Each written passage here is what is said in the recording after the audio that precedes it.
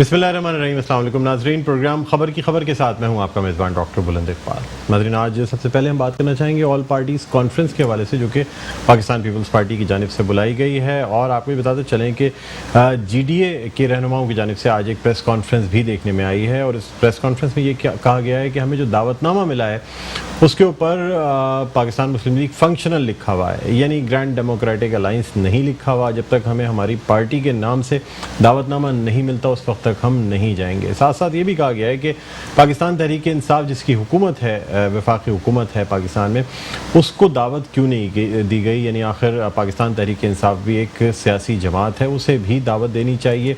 और जब all parties conference की जा रही है और तमाम पार्टीज़ को बुलाया जा रहा है, तो फिर अपनी मनपसंद पार्टीज़ को दावत देना दुरुस्त ना होगा।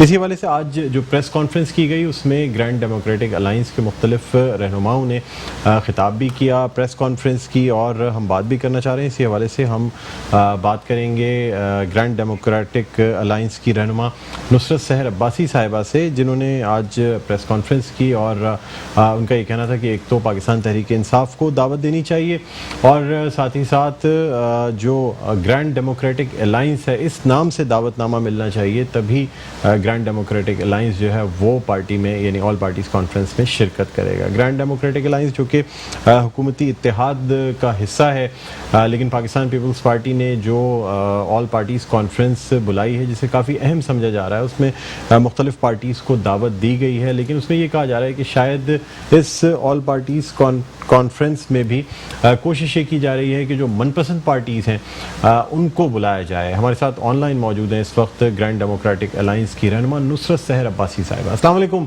आपको खुशामदीद कहते हैं प्रोग्राम खबर की खबर में। जी वालेकुम सलाम। जी, मुझे बताइएगा कि वैसे अगर देखा जाए तो ग्रैंड डेमोक्रेटिक अलाइंस बनने से पहले, या वैसे पार्टी, क्योंकि आज आपकी प्रेस कॉन्फ्रेंस भी हुई है जिसमें आपका ये कहना है कि जब तक कि हमारे नाम यानी ग्रैंड डेमोक्रेटिक अलाइंस के GDA के नाम से नहीं दावतनामा दिया जाएगा हम शिरकत नहीं करेंगे, तो क्या फ़र्क पड़ता है अगर पाकिस्तान मुस्लिम लीग फंक्शनल के नाम से दावतनामा आए या ग्रैंड डेमोक्रेटिक अलाइंस के नाम से दावतनामा आए?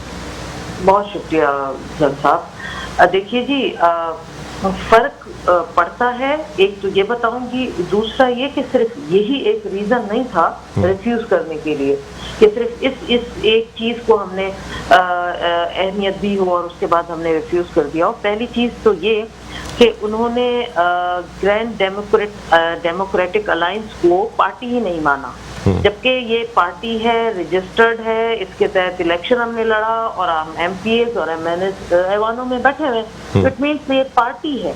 इस पार्टी को सिंध की दूसरी बड़ी पार्टी है, जो अभी इलेक्शंस हुए थे 2008 के बाद वाले जो इलेक्शन, उसमें सबसे ज्यादा वोट दिया है, दूसरे नंबर पर हमारी पार्टी। अच्छा, एक चीज ये कि उन्होंने GDA को, क्योंकि GDA पार्टी है और उसमें बहुत सारे हमारे दूसरे भी मेंबर्स हैं पार्टियों के, वो एक पार्टी बन गई, तो उनको की शमूलियत तो फिर इसमें कैंसिल हो जाती है, मिस हो जाती है। एक चीज ये। दूसरी बात ये कि सिर्फ हम को इस चीज पे नहीं एतराज था, दूसरा ये भी एतराज था कि आप इसको कह रहे हैं ऑल पार्टी काउंसिल। अब ऑल पार्टी काउंसिल में, जिसको हम सो कॉल्ड कह रहे हैं कि इन्होंने ऑल पार्टीज कर दिया, सिंध की बहुत सारी पार्टीज मिसिंग थी, जिन पार्टीज के बारे में है कि वो सिंध के हवाले से उनका एक स्टेक है, वो रजिस्टर्ड हैं और उनको भी इस उसमें बुलाना चाहिए था, लेकिन उन्होंने अपनी मनपसंद जो चूज की कि ये हमें जरूरत है, ये ज्यादा बोलेंगी नहीं, ये खामोश रहेंगे या कुछ ऐसा होगा, उन्होंने अपना मर्जी, बस बादशाहत का एक सिलसिला उन्होंने रखा कि किंगडम में हमारी मर्जी, हम जिसको बुलाएं हमारी मर्जी, जिसको ना बुलाएं। अरे भाई, ये कौन सी मंतक है? तो उसके हवाले से हमने इस चीज को कहा, और फिर जो पॉइंट्स थे हमने उन पॉइंट्स पे हैरत का इजहार किया। 18 अमेंडमेंट, NFC, स्टील मिल, और इसके अलावा कोविड, और चौथा कोई और पॉइंट था। अब मुझे ये बताइए, 18 अमेंडमेंट, अच्छा हमने ये भी चीज रखी आज अपनी प्रेस कॉन्फ्रेंस में कि भाई एक तो आप अगर सारी जितनी भी पार्टियां हैं, रजिस्टर्ड पार्टियां हैं, जो मेन पार्टियां, तो जो नाम है उनका, आप उनको बुलाते, सबका पॉइंट ऑफ व्यू आता, सब अपना वहाँ पे जिक्र भी करते, बहस भी करते, जो भी होता। एक चीज अगर तो ठीक है आपने कहा, लेकिन सबसे बेहतर फोरम तो असेंबली है, जहाँ पे मल्टी पार्टीज बैठी हुई हैं, जहाँ पर 18 अमेंडमेंट भी डिस्कस हो सकती है, जहाँ NFC भी डिस्कस हो सकता है, جہاں پر آپ کا اسٹیل مل بھی ڈسکس ہو سکتا ہے اور کووڈ ہو سکتا ہے. یعنی وہ ایسا فورم ہے جہاں آپ ہر قسم کی بحث کر کے اس کو آئینی شکل دے سکتے ہیں. لیکن نہیں, انہوں نے کہا کہ ہمیں سن کارڈ کھیلنا ہے کیونکہ ہم بہت اس سچویشن کو کسی نہ کسی طرح دوسرے رخ کی طرف لے جانا چاہتے ہیں. 18 لکھا کیا تھا, 18 امینڈمنٹ کو متنازع کیا جا رہا ہے. ہم نے اپنے پریس کانفرنس میں یہ کہا کہ متنازع کون کر رہا ہے, مطلب کوئی ڈاکومنٹری پروف ہے, کوئی نیشنل اسمبلی میں بھی قرارداد آ گئی, کوئی اس کو چھیڑنے کی کسی نے کوشش کی, کوئی ڈاکومنٹری پروف ہے. تو بھائی بات یہاں پر آ کر ٹھہری کہ متنازع خود آپ کر رہے ہیں, مطلب آپ کے پاس کچھ اور ہے نہیں, تو آپ نے 18 امینڈمنٹ کو زبردستی کہ کوئی رول بیک کر رہا ہے. کون کر رہا ہے؟ ساری پارٹیوں نے مل کر یہ پاس کی تھی. اور پھر 18 امینڈمنٹ پر ٹھپا تو نہیں لگ گیا کہ اس کے بعد قانونی طور پر کوئی دوسری امینڈمنٹ ہی نہیں آ سکتی. ایسا تو نہیں ہو سکتا, قانون ہے, اسمبلیز ہیں, کوئی اس میں ترامیم ہو سکتی ہیں. 18ویں ترمیم کے بعد 10 سال گزر گئے, آپ نے اس کا ثمر کیا دیا سندھ کی عوام کو؟ این ایف سی کی بات آئی, این ایف سی پہ ہم نے بات کی کہ بھائی این ایف سی کے لیے ہم نے کب کہا ہے, ہم تو چاہتے ہیں کہ این ایف سی کے سندھ کے حوالے سے جو اس کا شیئر ہے وہ ملے, لیکن اس چیز کو بھی مد نظر رکھیں کہ جو حالات ہیں اس کے حساب سے جو ٹیکس ہوگا, جو آئے گا, اس کے حساب سے وفاق ہر کسی کو اپنا اپنا حصہ دے گا. ہم نے یہ کہا کہ اگر این ایف سی پہ ہم آپ کے ساتھ کھڑے تو پھر صوبے کو پی ایس سی دو. پھر صوبہ کیوں آپ نے اس کو تکلیف دی ہوئی اتنے سالوں سے, یعنی وفاق سے حق لینا ہے لیکن صوبے کو نچلی سطح پر حق نہیں دینا. اسٹیل مل کے حوالے سے ہم نے یہ بات کی کہ آپ نے خود اسٹیل مل کو تباہ و برباد کر دیا. اتنے سالوں میں کون سی 2 پارٹیاں ہیں جو مسلسل کنٹینیوسلی اس ملک پر رول کرتی رہی ہیں؟ انہی کے دور حکومتوں میں پی آئی اے تباہ ہوئی, اسٹیل مل تباہ ہوئی, اندر اس کی تباہ و بربادی آپ لوگوں نے کر دی. اب اگر وفاقی طور پر یہ, تو پھر بھی ہم نہیں چاہیں گے وفاق کو یہ کرنے کہ ہم ملازمین کو بے روزگار کریں, ہم ان کے ساتھ کھڑے. یہ چیز آ گئی. کووڈ-19 اس پر جو کیا میں آپ کو بتاؤں کہ کیا کچھ یہ ان لوگوں نے کووڈ کو سندھ کی عوام کو کہ کراچی سے لے کر کشمیر تک در بدر مارے پھر رہے. تو یقین مانے لوگوں کی جھولیاں اٹھ رہی ہیں اور اب بددعائیں دے رہے ہیں کیونکہ ہر گھر میں خاندان میں کرونا پہنچ چکا ہے. اب شروع کی جو آپ کی لاک ڈاؤن کی پالیسی تھی اس پر آپ کی امپلیمنٹیشن کا جو فقدان رہا, آپ کی جو مین آپ کے 4 وزیر اور 1 سی ایم نے بیٹھ کر جس طریقے سے سندھ کو کرونا کے حوالے سے ٹیکل کیا, اس میں آپ ناکام ہو چکے ہیں. آپ کی ہیلتھ منسٹر ناکام ہو چکی. اس وقت حالات یہ ہے کہ آپ کے کراچی کے بڑے بڑے ہاسپٹلس کی حالت یہ کہ نجی ہاسپٹلس نے تو باقاعدہ کاروبار کیا ہوا ہے, سرکاری ہاسپٹل کی بھرمار یہ ہو گئی ہے کہ وہاں کہہ رہے ہیں کہ جگہ نہیں ہے. جگہ ہوتی بھی ہے تو پھر بھی وہاں کہتے ہیں کہ اگر آپ کے مریض کو وینٹیلیٹر پہ جانا ہی جانا ہے, اس میں مجبوری ہے, آپ کرائے پہ لائیں یا اتنا کرایہ. اچھا مجھے یہ بتائیے گا نصرت سحر عباسی صاحبہ کہ یہ جو آپ کا پہلا اعتراض تھا کہ پاکستان مسلم لیگ فنکشنل کے نام سے بلایا گیا, یہاں میں آپ سے جاننا چاہوں گا کہ گرینڈ ڈیموکریٹک الائنس جو مختلف یعنی ویکیپیڈیا پہ آپ دیکھ لیں یا ویسے دیکھیں تو یہ بیسکلی ایک الیکٹورل الائنس جو کہ 2018 کے الیکشن سے پہلے بنایا گیا الیکشن لڑنے کے لیے. اس میں مختلف پارٹیز ہیں, اس میں پاکستان پیپلز پارٹی ورکرز بھی ہے, اس میں ایسے رہنما بھی شامل ہیں جو کہ پاکستان پیپلز پارٹی سے ناراض, اور جو ایک جنرل پرسیپشن ہے وہ یہ ہے کہ پاکستان پیپلز پارٹی کو سندھ میں شکست دینے کے لیے یہ گرینڈ ڈیموکریٹک الائنس بنایا گیا. یہ سیاسی پارٹی نہیں ہے. سیاسی پارٹی اگر آپ کی جو پاکستان مسلم لیگ فنکشنل ہے, کیا وہ ختم ہو گئی ہے, کیا وہ ایگزسٹ نہیں کرتی, یہ آپ سے پہلے پوچھنا چاہوں گا. دیکھیے جی, اس وقت میں اپنی پی ایم ایل ایف کی مدر ونگ کی انفارمیشن سیکرٹری ہوں. پیر صاحب اس کے ہیڈ ہیں نیشنل لیول پہ, اور صوبائی صدر ہمارے صدر الدین شاہ صاحب ہیں, اور ماشاءاللہ ہر جس سال کے میں یو پی لیول پہ ہمارے عہدیدار ہیں, آفیسز ہیں. پی ایم ایل ایف اپنے طور پر اپنا کام کر رہی ہے. آج G D A party register ہوئی ہے, ایسا نہیں, اور الیکشن کمیشن میں رجسٹر ہے. آپ اس کو کس طرح پارٹی نہ کہہ کر اس کو انویٹیشن نہیں دے سکتے. نہیں لیکن نام سے ظاہر ہے نا نصرت سحر عباسی صاحبہ. تو دیکھیں بلند جی آپ بہن میری بات سنیں نا. دیکھیں بات یہ ہے کہ ایک الائنس جو اتحاد ہے, جس طرح ہم نے ماضی میں دیکھا اسلامی جمہوری اتحاد بنا, IJI بنی, مختلف اتحاد, اگر میں 1988 کی بات کرتا ہوں یا 1990 کے الیکشنز کی بات کرتا ہوں, یا یہ ایسے الیکشنز لڑنے کے لیے متحدہ مجلس عمل بنی, تو کیا اس میں شامل تمام پارٹیاں ختم ہو گئی تھیں؟ ایسا نہیں تھا. یہ جو الائنس بنتے ہیں الیکشن لڑنے کے لیے اپنی جگہ، لیکن تمام پارٹیاں اپنی انفرادی حیثیت میں برقرار رہتی ہیں، ایسا ہے یا نہیں ہے؟ مجھے یہ بتا دیجئے۔ بالکل ہے۔ تو پھر اگر پاکستان مسلم لیگ فنکشنل کے نام سے آپ کو دعوت نامہ دیا گیا ہے تو کم از کم اس دعوت نامے کو تو آپ کو ایکسیپٹ کرنا چاہیے نا، لیکن یہ کہہ کے صرف مسترد کر دینا کہ نہیں چونکہ ہمارے الیکٹورل، کیونکہ ہو سکتا ہے کہ پاکستان پیپلز پارٹی کو یہ خدشہ بھی ہے کہ ایسے رہنما جو پاکستان پیپلز پارٹی سے بغاوت کر کے آپ کی پارٹی میں داخل ہوئے ہیں وہ پھر اس کانفرنس میں نہ جائیں۔ اب کتنی حیرت کی بات ہے کہ خود پیپلز پارٹی کے اندر جو لوگ بیٹھے ہوئے وہ کہاں سے آئے ہوئے ہیں؟ جی وہ کئی ایسے ہیں جو بنیادی ورکر نہیں ہے۔ نثار کھوڑو کی مثال آپ کے سامنے، وہ تحریک کون سی ہیں، وہ تحریک آئی ڈونٹ نو کیا تھا، اس کے بھی ممبر تھے۔ امتیاز شیخ صاحب کے بارے میں کیا کہیں گے؟ امتیاز ہیں، جام مطلب بہت سارے وہاں بیٹھے ہوئے ہیں، ان کے ان سے کتنے چلے گئے جو اب آپ کو 12 سالوں کا حساب مانتے ہیں، مطلب اپنے آپ کو 12 سال سے جیالے فرماتے ہیں۔ تو اس طرح دیکھیں، اس طرح اگر بحث چلی جائے گی تو لمبی جائے گی۔ ہاں احتیاط بنتے ہر طرح سے ہوا اور انہوں نے رول بھی کیا۔ ہمارا جی ڈی اے، اچھا اس میں نصرت سحر عباسی صاحبہ، پیر صاحب صرف یہ نہیں تھا، نہیں پلیز جی، صرف یہ نہیں تھا کہ صرف اسی پوائنٹ کو لے کر ہم لوگوں نے ریفیوز کر دیا کہ نہیں اگر جی ڈی اے کو نہیں ہے اور صرف پی ایم ایل ایس کو ہے تو ہم نہیں، ہم نے ہر اس پارٹی کے لیے آواز اٹھائی جو دوسری پارٹیز ہیں جن کو انہوں نے باقاعدہ نگلیکٹ کر لیا، ان کو دعوت، پی ٹی آئی کو دعوت نہیں تھی اور دوسری پارٹی ہے ان کو دعوت نہیں تھی۔ تو مجھے بتائیں یہ کون سی آل پارٹی کانفرنس ہے؟ آپ کی مرضی ہے، آپ سندھ کے پیپلز پارٹی کے صدر ہیں، آپ نے جس کو چاہا لیٹر پیڈ پہ لکھوا دیا کہ یہ پارٹیاں آ سکتی ہیں نہیں آ سکتی، تو ہم کیوں جائیں بھائی؟ پہلے آپ کسی ایشو پہ ہمیں آن بورڈ لیتے ہیں۔ اپوزیشن کو کسی بھی ایسے حوالے سے، سب سے بڑی آج وبا کرونا ہے، آپ نے آن بورڈ لیا کسی بھی حوالے سے، کیا کچھ اقدامات جو زیرو آپ کی اس وقت کارکردگی ہے، کہیں آپ نے۔ اچھا پیر صاحب پگارا کا کیا کہنا ہے نصرت سحر عباسی صاحبہ اس حوالے سے؟ ان کا کیا ڈیسیشن ہے؟ کیونکہ ویسے تو وہ دونوں پارٹیز کے لیڈر ہیں، جی ڈی اے کے بھی اور ظاہر سی بات ہے پاکستان مسلم لیگ فنکشنل کے بھی سربراہ ہیں، ان کا کیا کہنا ہے اس حوالے سے؟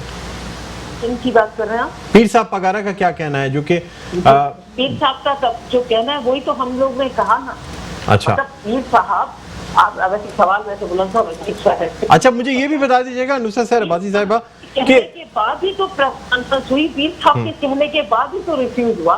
ہم اپنی لیڈرشپ کے بغیر تو یہ کچھ نہیں کر سکتے نا۔ اچھا اسٹیل مل کی اگر بات کی جائے تو آپ نہیں سمجھتے کہ پاکستان پیپلز پارٹی کے دور میں پھر بھی اسٹیل مل، اگر ہم پہلا دور دیکھیں یا اس کے بعد کے دور دیکھیں تو پھر بھی اسٹیل مل کو چلانے کی کوشش کی جاتی تھی، کم از کم اس کے جو ملازمین ہوتے تھے ان کو بھی یعنی سپورٹ کیا جاتا تھا۔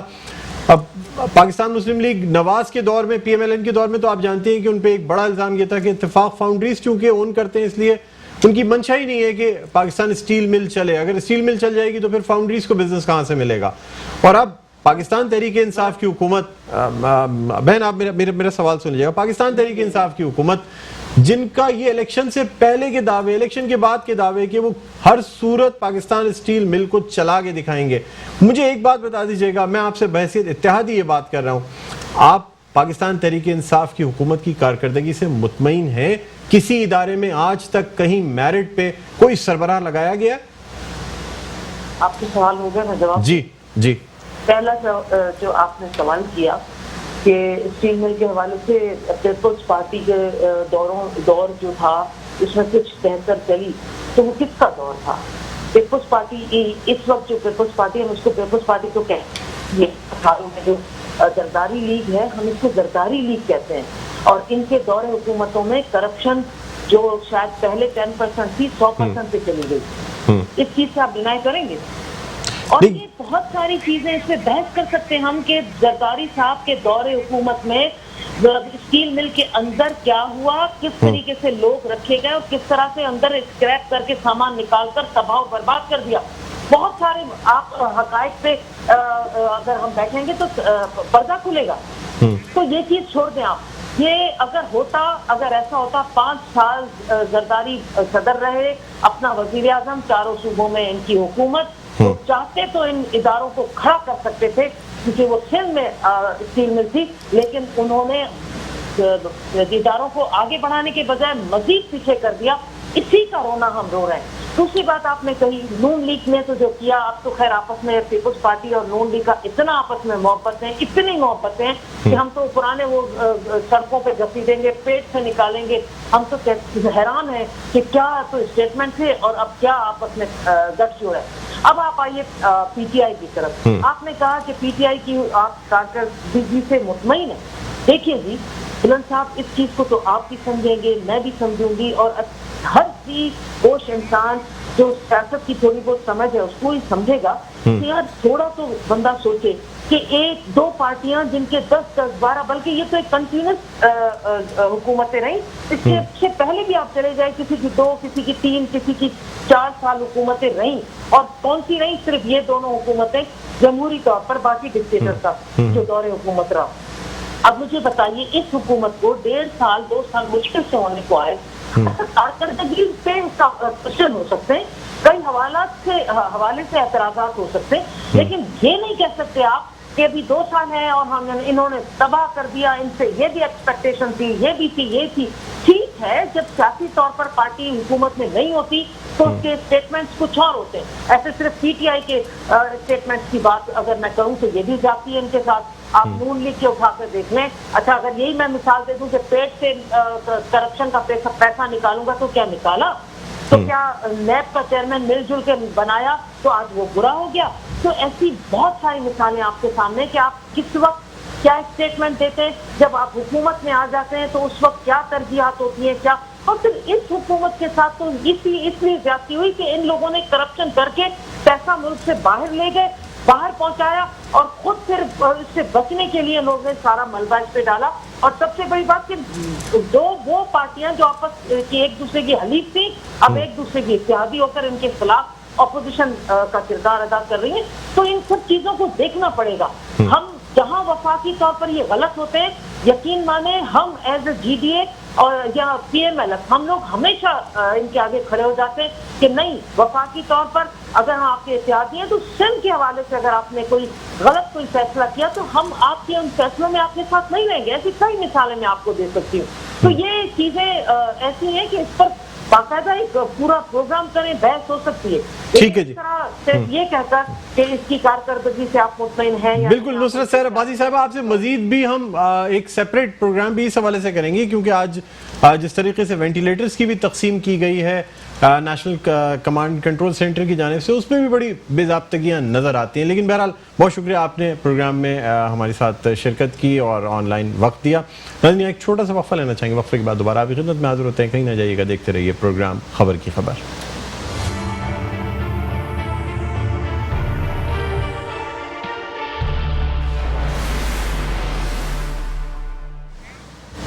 जी नाज़रीन, वेलकम बैक। एक दो फिर आपको खुशामदीद कहते हैं प्रोग्राम में खबर की खबर। मैं हूँ आपका मेज़बान डॉक्टर बुलंद इकबाल। और नाज़रीन, जिस तरह ब्रेक पे जाने से पहले बात हो रही थी पाकिस्तान पीपल्स पार्टी की जानिब से बुलाई गई ऑल पार्टीज़ कॉन्फ्रेंस के हवाले से, तो इस वक्त हमारे साथ ऑनलाइन मौजूद हैं जनाब वक़ार मेहदी साहब, जो कि रहनुमा हैं पाकिस्तान पीपल्स पार्टी के। जी वक़ार भाई, आपको खुशामदीद कहते हैं। अस्सलाम वालेकुम। जी कैसे मिजाज आप? ठीक है, अल्लाह का करम सर, मैं ठीक हूँ। सर, ये ऑल पार्टीज़ कॉन्फ्रेंस बुलाई गई है और जाहिर सी बात है ऑल पार्टीज़ कॉन्फ्रेंस यानी तमाम पार्टीज़ को इसमें बुलाने की दावत देनी चाहिए। आज कुछ कंट्रोवर्सी सामने आई जब ग्रैंड डेमोक्रेटिक अलाइंस की जानिब से एक प्रेस कॉन्फ्रेंस भी की गई, जिसमें मुख्तलिफ नुकात उन्होंने उठाए, जिसमें से एक नुकता ये था कि अगर ऑल पार्टीज़ कॉन्फ्रेंस है तो फिर जीडीए को क्यों इग्नोर किया गया, या पाकिस्तान तहरीक इंसाफ को इसमें दावत क्यों नहीं दी गई? क्या कहते हैं सर आप? देखिए जी, पीपल्स पार्टी मेजबान है और मेजबान का ये हक होता है कि वो जिसको चाहे जिसको ना चाहे उसको बुला सकता है, चाहे वो घर की दावत हो या शाही दावत हो। तभी मेहमान जो है वो मेजबान को डिक्टेट तो नहीं करता है ना, ये तो एक उसूल है अखलाकियात का भी। अच्छा, पाकिस्तान पीपल्स पार्टी ने फंक्शन अली को दावत दी थी। पाकिस्तान पीपल्स पार्टी ने जीडीए के आजाद की को भी दावत दी पार्टी के तौर पे। तो हमारे दोस्तों का ये मैंने फंक्शन का ये इसरार रहा कि जी उनको बुलाएं। अब वो नाम लेके डिक्टेट कर रहे थे कि जी इनको भी बुलाएं। मैंने कहा जी हमने उन पार्टीज को बुलाया है जिनकी असेंबली में नुमाइंदगी भी है और जिनका कोई स्टेक भी है यहाँ पे। तो फंक्शनल लीग की नुमाइंदगी मौजूद है, अच्छी खासी नुमाइंदगी मौजूद है। हमने दावत दी सारी जमातों को, एमकिन को भी दावत दी है हमने दीगर सियासी जमातों को, नून लीग को, दूसरी तकरीबन 20 से ज़ायद जमातें। पाकिस्तान तहरीक इंसाफ को दावत दी गई है सर? नहीं, तहरीक इंसाफ को तो हमने ऐसे नहीं बुलाया है, क्योंकि वफाकी हुकूमत से ही हमारे इश्यूज हैं और तहरीक इंसाफ की वजह से जो है कोरोना की वबा भी फैली है, तो उनको फैला के बुला के और हम मजीद कोरोना की वबा को नहीं फैलाना चाहते थे। नहीं, तो उनको बुलाने से सर आपको डर ये है कि कोरोना की वबा फैल जाएगी? क्योंकि सर जिस हुकूमत के बारे में बात की जाए, जो फैसले लिए जा रहे हो, तो बेहतर नहीं होता कि as a party Pakistan Tehreek Insaf, sir party तो आप मानते हैं ना, या पाकिस्तान पीपल्स पार्टी पाकिस्तान तहरीक इंसाफ को पॉलिटिकल पार्टी तस्लीम ही नहीं करती? बस जी बादल ने खासा मानते तो हैं। जी सर।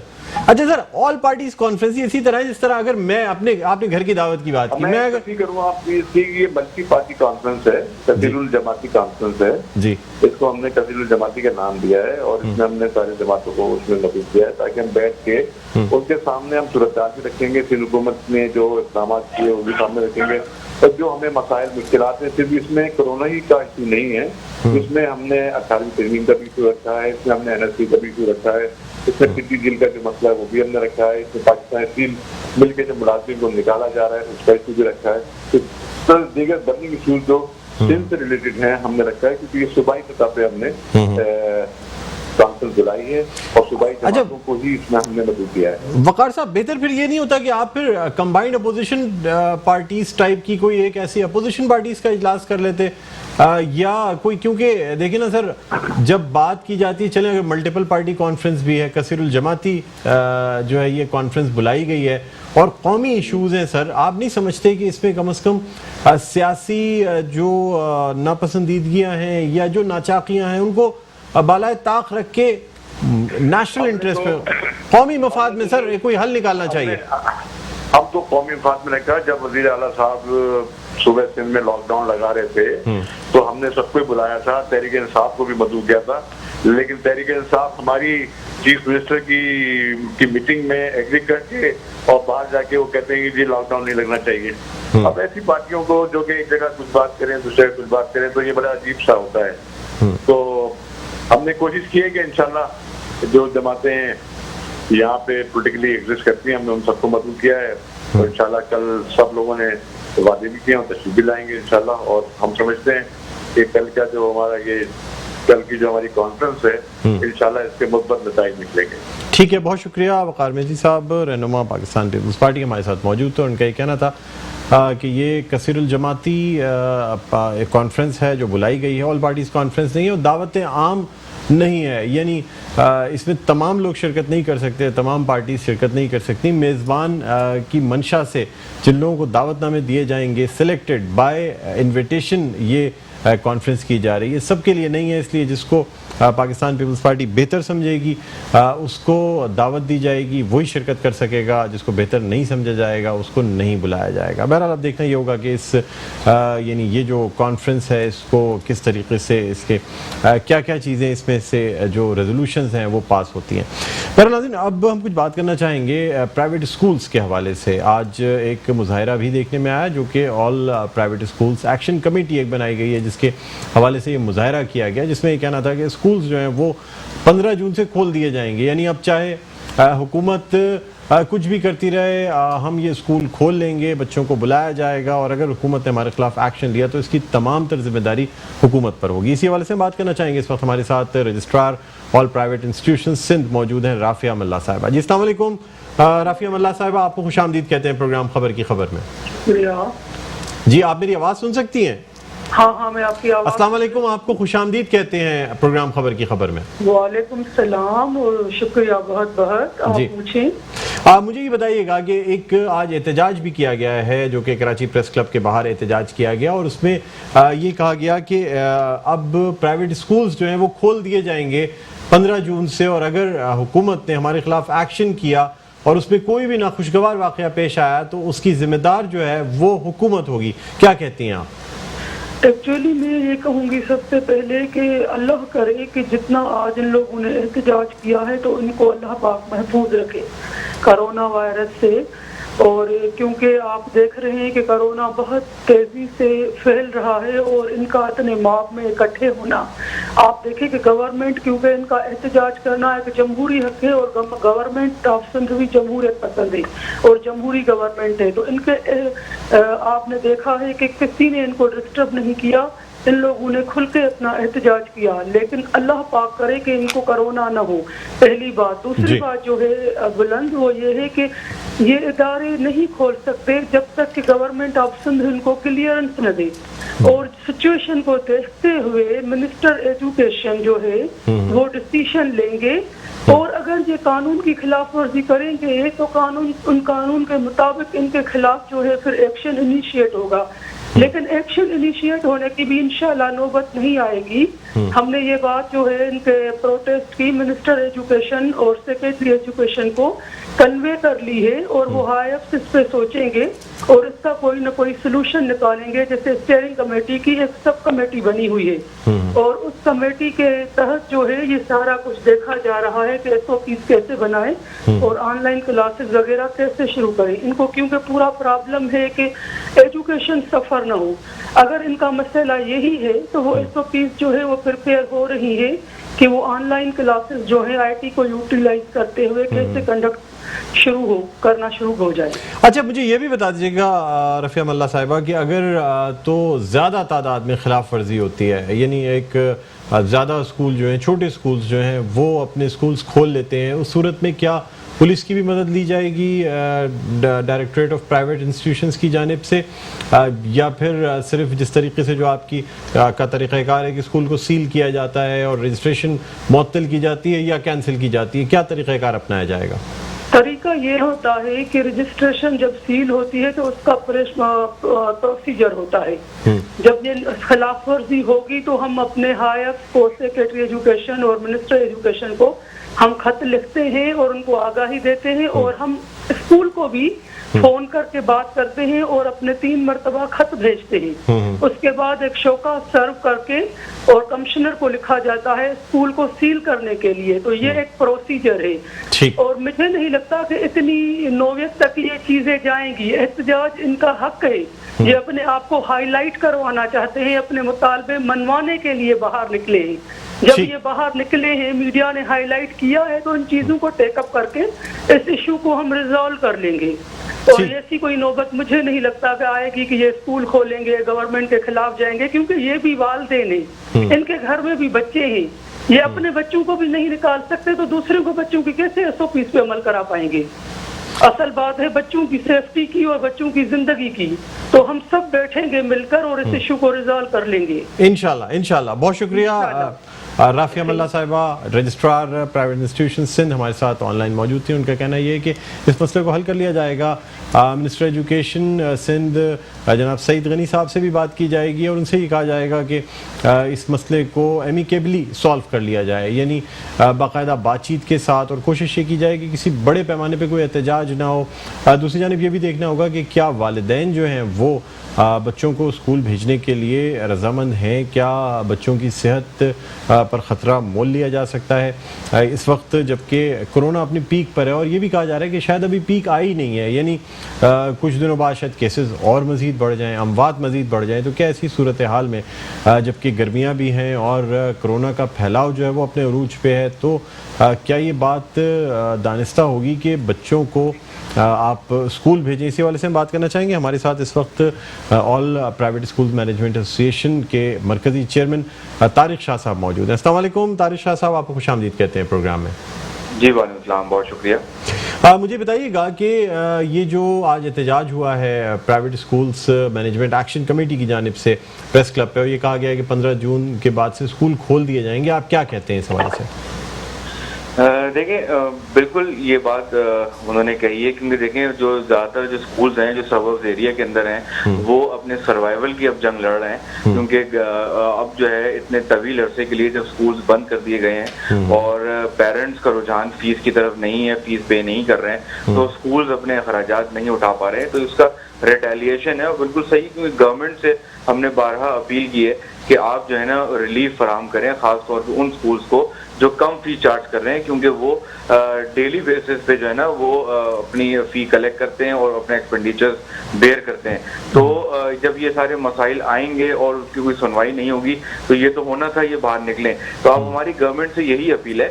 دیکھیں ایک تو بات طے ہے کہ گورنمنٹ کے اپروول کے بغیر اسکول نہیں کھولنا چاہیے، اور جیسے حالات آگے بڑھ رہے ہیں، کیسز آگے بڑھ رہے ہیں، تو ہمیں تھوڑا سا محتاط ہونا چاہیے. اور جہاں تک بات یہ ہے کہ گورنمنٹ کے ساتھ مل کر ہم اس پہ کام کر رہے ہیں. ایک اسٹیئرنگ کمیٹی ہوتی ہے، اس کے ساتھ ایک سب کمیٹی بنی ہے، تو ہم بھی اس میں موجود ہیں اور ایس او پیز پہ کام چل رہا ہے. اگر کوئی مناسب ایس او پیز بن جاتے ہیں اور اس پہ عمل درآمد ہم کروا سکتے ہیں تو پھر گورنمنٹ اس کو اناؤنس کرے گی. سارے اسٹیک ہولڈرز کے ساتھ مل کے بیٹھ کے سوچا جا رہا ہے. تو گورنمنٹ کی اپروول کے ساتھ مل کر ہم یہ کام کریں گے. اور بالکل تعلیم کا جو نقصان ہو رہا ہے اس کے لیے آلٹرنیٹس بھی گورنمنٹ کو اب سوچنے پڑیں گے کہ جو اسکولز ہیں جو کم فی چارج کر رہے ہیں ان کو بھی کوئی نہ کوئی مراحت دی جائے، ان کو کوئی فیسلٹیز دی جائیں، ان کے ماں باپ کو کوئی ایجوکیٹ کیا جائے کہ اگر اسکول خدا نہ خواستہ لمبے عرصے کے لیے نہیں کھول پاتے یا نہیں کھول سکتے، ایسی کوئی سچویشن نہیں بن پاتی، تو اس سینیریو کے اندر جو ہے ان پیرنٹس کو گائیڈ کیا جائے، ان کو اویئرنیس دی جائے کہ آلٹرنیٹیو مینس سے بھی ایجوکیشن کنٹینیو کی جا سکتی ہے. کیونکہ اصل مسئلہ ان کا یہ ہے کہ بہت سارے اسکولوں نے تو آلٹرنیٹیو مینس لے لیے ہیں، distance learning, on line education پہ شفٹ ہو رہے ہیں، لیکن یہ اس لیے نہیں شفٹ ہو پا رہے کیونکہ ان کے پیرنٹس اس طرح ایجوکیٹڈ نہیں ہیں. تو ہمیں اس اویئرنیس پہ بھی کام کرنا پڑے گا. ٹھیک ہے، بہت شکریہ طارق شاہ صاحب، مرکزی chairman all Pakistan private schools management association ہمارے ساتھ موجود تھے. اور ناظرین اب دیکھنا یہ ہوگا کہ والدین جو ہیں وہ کس طرح اس ایشو کو ٹیک اپ کرتے ہیں، یا کس طریقے سے بچوں کو اسکول بھیجتے ہیں یا نہیں بھیجتے. پھر ہو سکتا ہے کہ ایس او پیز یا تو بنا لی جائیں یا پھر حکومت کی جانب سے کوئی ایسے مراحت، کوئی ایسی چیزیں دی جائیں جس کے بعد اس ایشو کو ٹیکل کیا جا سکے. ناظرین اب ہم کچھ بات کرنا چاہیں گے. آج پریس کلب میں کافی مصروف دن تھا، مختلف پریس کانفرنسز ہوئیں، اور ایک پریس کانفرنس آج جو کہ تنظیمی بحالی کمیٹی ہے متحدہ قومی موومنٹ پاکستان کی، اس کے سربراہ ڈاکٹر فاروق ستار نے بھی ایک پریس کانفرنس کی. اور یہ پریس کانفرنس دراصل بجٹ کے حوالے سے تھی کہ بجٹ کو کس طرح کا ہونا چاہیے، کس طریقے سے غریبوں پہ سے بوجھ ہٹایا جا سکتا ہے، کون کون سی ایسی چیزیں جن پر توجہ دینی چاہیے، مہنگائی کس طرح کم ہو سکتی ہے. ساتھ ساتھ ڈاکٹر فاروق ستار کا یہ بھی کہنا تھا کہ اگر نوٹ چھاپنے پڑیں تو نوٹ چھاپ لینے چاہیے، لیکن کسی بھی طرح عوام پر مہنگائی کا بوجھ نہیں پڑنا چاہیے. ہم بات کرنا چاہیں گے ڈاکٹر فاروق ستار سے جو کہ سربراہ ہیں تنظیمی بحالی کمیٹی کے، اور ان سے یہ بھی جانیں گے کہ آخر کیا تجاویز ہیں، کس طرح ان پر عمل درآمد ممکن ہے، اور خاص طور پہ بجٹ اپنی طرف، لیکن بجٹ کے ساتھ ساتھ اس وقت جو دوسرے مسائل ہیں، اور خاص طور پہ اگر دیکھا جائے تو پاکستان اسٹیل مل کے جو ملازمین ہیں ان کا مسئلہ ہے، پھر مختلف جو این ایف سی ایوارڈ ہیں ان کے مسائل ہیں، پھر کووڈ-19 یعنی کرونا کی جو بیماری ہے وہ پھیلتی چلی جا رہی ہے، اسے کسی طرح سے کنٹرول نہیں کیا جا رہا ہے. تو ان تمام حوالوں سے ہم بات کریں گے. ناظرین یہ بھی دیکھنا ہوگا کہ آیا جو تجاویز دی گئی ہیں وہ قابل عمل بھی ہیں یا نہیں ہیں. بہرحال ہمارے ساتھ اس وقت لائن پر موجود ہیں سربراہ تنظیمی بحالی کمیٹی جناب ڈاکٹر فاروق ستار صاحب. السلام علیکم ڈاکٹر صاحب، خوش آمدید کہتے ہیں پروگرام خبر کی خبر میں. جی وعلیکم السلام اور بہت شکریہ. جی ڈاکٹر صاحب کیا کہتے ہیں سر، بجٹ کے حوالے سے آج آپ کی ایک اہم پریس کانفرنس دیکھنے میں آئی سر، کہ کیا تجاویز ہیں، کس طریقے سے بجٹ کو مرتب کرنا چاہیے؟ میں مختصراً یہ کہنا چاہوں گا کہ معیشت ویسے ہی بدحال تھی اس کورونا کے آنے سے پہلے، حکومت کی ناقص پالیسی کی وجہ سے، اور پھر کورونا میں جو ستم ڈھائے ہیں ظاہر ہے کہ اس سے یہ معیشت اور بے جان ہو گئی. ایک طرف ہمیں احتیاطی تدابیر کو ہر حال میں قائم رکھنا ہے، اور ہر ایک کو اپنی اس ذمہ داری کو سمجھنا ہے کہ سوشل ڈسٹنس بے شک اور جو دیگر تدابیر ہیں اسے کسی طور پر اپنے ہاتھ سے نہ جانے. دوسری جانب حکومت کی یہ ذمہ داری ہے کہ ایک ایسا بجٹ بننا چاہیے کہ جس میں لوگوں کو موقع ملے کہ وہ زندہ رہنے کا حق حاصل کریں. ان سے تو زندہ رہنے کا حق لے لیا گیا ہے، اور اس کے لیے ضروری ہے کہ महंगाई बेरोजगारी कैसे खत्म होगी? आप को गैस बिजली के बिलों में उनको सब्सिडी देनी होगी। मैंने कहा 2400 अरब का एक रिलीफ पैकेज मिलना चाहिए, जिसमें दिहाड़ीदार तबके को उसी तरह जैसे पहले आपने कुछ किया आप करें। लेकिन जो मिडिल क्लास है, जिसे बच्चों के स्कूल कॉलेज यूनिवर्सिटी की फीस भी देनी है, जिसे बिजली और गैस के बिल देने हैं, घर का किराया देना है, और जिसे इलाज मालजे का भी खर्चा उठाना है जी। तो अब इन सारी चीजों में कुछ गैस और बिजली के बिलों में उन्हें सब्सिडी मिलनी चाहिए। इसी तरह एजुकेशन सेक्टर में ये सब्सिडी आनी चाहिए, ताकि जो फीस का बोझ है, जो प्राइवेट तालीमी इदारों का बोझ है, क्योंकि सरकारी तालीमी इदारों में तो तालीम ही नहीं है, माँ बाप जिंदगी की जमा पूंजी बच्चों पर लगा रहे। तो ये 2400 अरब का, जिसमें तिजारत और कारोबार को भी बहाल करना है, ताकि उनके भी मामलात दोबारा से अपने पैरों पर खड़े हों, ये ताजिर और कारोबारी तबका भी। और अगर ये अब हुक्मरान मुल्क को, पाकिस्तान को और मईशत को दोबारा बहाल नहीं करेंगे, अब पाकिस्तान के अवाम बहाल करेंगे। उन्हें मौका देने की जरूरत है, उन पर भरोसा करने की जरूरत है। और चाहे नोट छापने पड़े, बजट खसारा कहीं से कहीं उसमें कितना ही इजाफा हो, इसकी पर IMF को एक साल के लिए गुड बाय कह दीजिए और अपने लोगों को मौका दें, उन्हें बाइख्तियार बनाएं, कॉस्ट ऑफ डूइंग बिजनेस या सरमायाकारी की लागत को कम करें, ताकि छोटी घरेलू सनतों को मौका मिले कि वो पाकिस्तान की जो रीढ़ की हड्डी है वो पाकिस्तान की मईशत को मजबूत करे। तो अगर ये बुनियादी हम काम नहीं करेंगे तो मैं समझता हूँ कि फिर ये रिवायती बजट होगा। ये अब आवाम। डॉक्टर साहब, आप 18वीं तरमीम के बाद, डॉक्टर साहब आपसे एक बात जानना चाहूँगा, 18वीं तरमीम के बाद जबकि सूबों को खुद मुख्तारी है और अब वफाकी बजट से कहीं ज़्यादा अहम सूबाई बजट होते हैं, सर आप नहीं समझते कि सिंध हुकूमत जो बजट पेश करेगी वो बहुत अहम होगा, या अगर NFC पे बात कर ली जाए तो वो ज़्यादा अहम होगा बनिस्बत इसके कि वफाकी हुकूमत के बजट से अब सूबे उस तरीके से असरअंदाज नहीं होते? क्या कहते हैं आप? 2008 में आखिरी या उससे शायद पहले 7वां कौमी मालियाती कमीशन आया था, और कितने सालों से 8वां कौमी मालियाती कमीशन की है। 18वीं तरमीम शायद इतनी नुकसानदेह नहीं है जितना 7वां कौमी मालियाती कमीशन अवार्ड। उसमें बेपनाह वसाइल सूबों को मुंतकिल हो गए और अब 62% सूबों को वसाइल जाते हैं, मरकज के पास सिर्फ 38% जी। तो मैंने ये जो कहा कि शहरों जो दुनिया की हालिया तरक्की का राज उनके बड़े और छोटे शहर तरक्की के इंजन बनते हैं और वो इन ममालिक को आगे ले जाते हैं। तो ये बड़े छोटे शहरों के लिए 5 से 200 अरब के पैकेज होने चाहिए। कराची के लिए 200-300 अरब का फंड्स होना चाहिए। ये जो 162 अरब का पैकेज है वो नहीं होना चाहिए। जो ये MQM वालों ने PTI की हुकूमत से जो लिया है, ये 4 साल में 162 अरब तो ऊंट के मुंह में जीरा है कराची के लिए। जो 3000 अरब रुपए का टैक्स देता है जो शहर, उसे 300 अरब की आवक सालाना नहीं देंगे।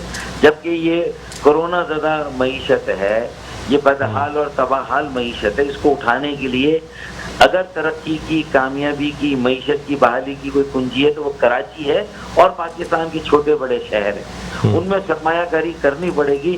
घरेलू सनतों का जाल, नए इंडस्ट्रियल जोन कायम करने पड़ेंगे जो SMEs के हों, छोटे। फारूक भाई, इस वक्त जो सबसे बड़ा मसला है कोरोना का, उस हवाले से आपसे ये पूछना चाहूँगा कि एक तरफ वफाकी हुकूमत कहती है कि लॉकडाउन से मजीद नुकसान होगा, टैक्स कलेक्शन जो है वो पहले ही बहुत नीचे है, मजीद ये टैक्स कलेक्शन तबाह हो जाएगी। साथ साथ ये भी कहा जाता है कि कराची को पैरालाइज कर दिया जाता है लॉकडाउन करके। आपका क्या मौक़िफ़ है, लॉकडाउन होना चाहिए, नहीं होना चाहिए, ख़ास तौर पे ये बात जहन में रखते हुए कि इस वक्त हाईएस्ट नंबर ऑफ केसेस पूरी दुनिया में, यानी ऐसा भी हुआ है कि पाकिस्तान से जो है वो रिपोर्ट हो रहे हैं? देखिए, WHO ने तो कह दिया पाकिस्तान के बारे में अपनी रिपोर्ट में कि 15 दिन का सख्त लॉकडाउन पाकिस्तान के लिए इस वबा के मौलिक तरीन असरात से अपने आप को बचाने के लिए ज़रूरी है। اچھا اب یہ ایک طرف ٹیکنوکریٹس کی رائے ہے اور ہمارے بھی سارے ڈاکٹر حضرات بار بار یہ کہہ رہے ہیں یہ جو غلطی ہوئی کہ عید کے موقع پہ اگر اس عید کو ہم گزار دیتے اور تجارت اور کاروبار جس کے لیے میں کہہ رہا ہوں نا کہ 300 ارب روپے کا ان کے لیے بھی ریلیف پیکیج ہو, 300 ارب کا جو ہے وہ ایجوکیشن کے لیے ہو اور کوئی 400 ارب کا الیکٹریسٹی کے بلز میں سبسڈی دی جائے تاکہ مڈل کلاس کو یہ ریلیف ملے, تو میرے خیال میں یہ نوٹ چھاپ کر بجٹ کے خسارے کو بڑھا کر یہ کیا جا سکتا تھا. ٹیکس تو 4 مہینے. لیکن ڈاکٹر صاحب لاک ڈاؤن ہونا چاہیے نہیں ہونا چاہیے, یعنی سخت ہونا چاہیے یا نہیں ہونا چاہیے؟ آپ اس کی حمایت کرتے ہیں لاک ڈاؤن کی سندھ حکومت کی, یا پھر آپ مخالفت کرتے ہیں کہ نہیں جی لاک ڈاؤن نہیں ہونا چاہیے؟ دیکھیں میں یہ کہتا ہوں کہ اگر ایس او پیز پر عمل درآمد نوجوانوں کی ایک بڑی فورس کو استعمال کر کے جہاں کاروباری مراکز ہیں, مارکیٹیں ہیں, دکانیں ہیں, مالز ہیں, یا جو اس کے علاوہ جہاں جہاں بھی کاروبار ہو رہا ہے وہاں اگر یہ ایس او پیز پر عمل درآمد کے لیے نوجوانوں کو ان رضاکاروں کو یہ 6 لاکھ ٹائیگر کاغذ میں تو تیار کیے ہیں, لیکن یہ تو یو سی آفس میں ہونے چاہیے, وہ فوکل پوائنٹ ہو, مساجد ہونی چاہیے. اور تو پھر لاک ڈاؤن کی ضرورت نہیں پڑے گی آپ یہ کہتے ہیں, سر وقت محدود ہے ڈاکٹر صاحب. اور لوگ احتیاط کریں اور اس خطرے کو, اس کی نوعیت کو سمجھیں یہ کتنا مہلک ہے اور اس سے غیر سنجیدگی سے نہ لیں. اور ہم جہاں ماسک بھی پہنے, ہاتھ بھی صاف رکھیں, تو لاک ڈاؤن کی ضرورت نہیں ہے. اور اگر لاک ڈاؤن ہو تو پھر افواج پاکستان کو بھی اتاریں, نوجوانوں کو بھی اتاریں, ان کے ذریعے سے لوگوں کے گھروں میں ضرورت کی اشیاء اور کھانے کی اشیاء ہر حال میں پہنچائیں, وہ بھوکے نہ مر جائیں. اس بات کا اہتمام ضرور کریں. باقی تو کاروبار, تجارت کو, تعلیم کو ہم ریلیف پیکیج سے سنبھال لیں گے, ایکسٹرا کلاسز کر کے سنبھال لیں گے, ایجوکیشنل اداروں میں بھی ایس او پی. لیکن بھوک اور افلاس جو ہے نا اس کو ہم نہیں سنبھال سکتے. بالکل ٹھیک کہا آپ نے جی, بالکل ٹھیک کہا. ڈاکٹر فاروق ستار صاحب, سربراہ تنظیمی بحالی کمیٹی متحدہ قومی موومنٹ پاکستان, ہمارے ساتھ آن لائن موجود تھے. ناظرین یہی دعا کرتے ہیں کہ بس ان تمام چیزوں سے اور خاص طور پہ کرونا سے اللہ تعالیٰ جو ہے نا وہ ہمارے ملک کو نجات دلائے اور اب مزید اموات میں اضافہ نہ ہو, اب مریضوں میں اضافہ نہ ہو. بہرحال ہمارے پروگرام کا وقت اپنے اختتام پر پہنچتا ہے. مجھے بلند اقبال کو اجازت دیجیے, اپنا بہت خیال رکھیے گا. اللہ حافظ.